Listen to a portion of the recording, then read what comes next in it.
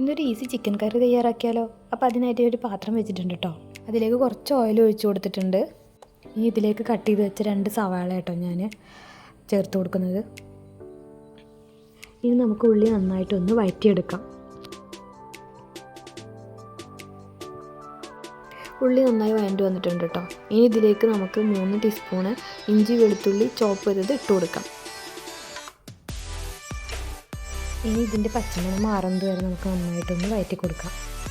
ഇനി അടുത്ത് നമുക്ക് ഇതിലേക്ക് തക്കാളിയും ഒരു പച്ചമുളകും കൂടി ചേർത്ത് കൊടുക്കാം. അപ്പോൾ എരിവിനനുസരിച്ച് നിങ്ങൾക്ക് പച്ചമുളക് ചേർത്ത് കൊടുക്കാം കേട്ടോ. ഇനി ജസ്റ്റ് ഇതൊന്ന് ഇളക്കി കൊടുത്തതിന് ശേഷം ആവശ്യത്തിന് ഉപ്പും കൂടി നമുക്കൊന്ന് ചേർത്ത് കൊടുക്കാം. ഇനി നമുക്കെല്ലാം കൂടി നന്നായിട്ടൊന്ന് വഴറ്റിയെടുക്കാം. ഇനി അതെല്ലാം വഴറ്റിയെടുത്തതിന് ശേഷം നമുക്കിതിലേക്ക് ഒരു ഉരുളൻകിഴങ്ങ് കട്ട് ചെയ്തതിലേക്ക് ചേർത്ത് കൊടുക്കാം. ഇനി ഇതെല്ലാം കൂടിയിട്ട് നമുക്ക് ജസ്റ്റ് ഒന്ന് മിക്സ് ചെയ്ത് കൊടുക്കാം. ഇനി ഇതിലേക്ക് നമുക്ക് ആവശ്യമായ പൊടികൾ ചേർത്ത് കൊടുക്കാം. ഞാനിത് ചേർത്ത് കൊടുക്കുന്നത് മഞ്ഞൾ, മുളക്, മല്ലി ഇതെല്ലാം കൂടി ഒന്നിച്ച് പൊടിച്ച പൊടിയാണിത്. അത് 4 ടീസ്പൂൺ കേട്ടോ ഞാൻ ചേർത്ത് കൊടുക്കുന്നത്.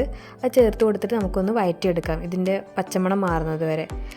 ഇനി അതിന് ശേഷം നമുക്ക് ഇതിലേക്ക് 1/2 ടീസ്പൂൺ ഗരം മസാലപ്പൊടി, 1 ടീസ്പൂൺ കാശ്മീരി മുളക് പൊടി ഇതും കൂടി ചേർത്ത് കൊടുത്തിട്ട് നമുക്ക് നന്നായിട്ടൊന്ന് വഴറ്റിയെടുക്കാം.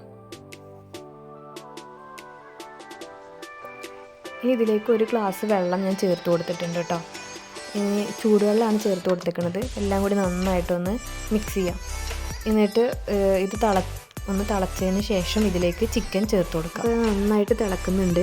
ഇനി ഇതിലേക്ക് നമുക്ക് കഴുകി വെച്ച ചിക്കൻ ഇതിലേക്ക് ഇട്ട് കൊടുക്കാം. എന്നിട്ട് എല്ലാം കൂടി നന്നായിട്ടൊന്ന് മിക്സ് ചെയ്ത് കൊടുക്കാം.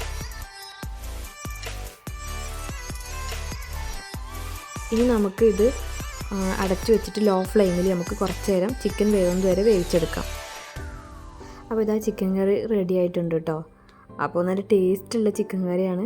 അപ്പോൾ എല്ലാവരും ഇതുപോലെ ഒന്ന് ട്രൈ ചെയ്ത് നോക്കണേ, ഫീഡ്ബാക്ക് അറിയിക്കണേ. അപ്പോൾ അടുത്ത വീഡിയോ ആയി കാണുന്നത് വരെ ബായ്.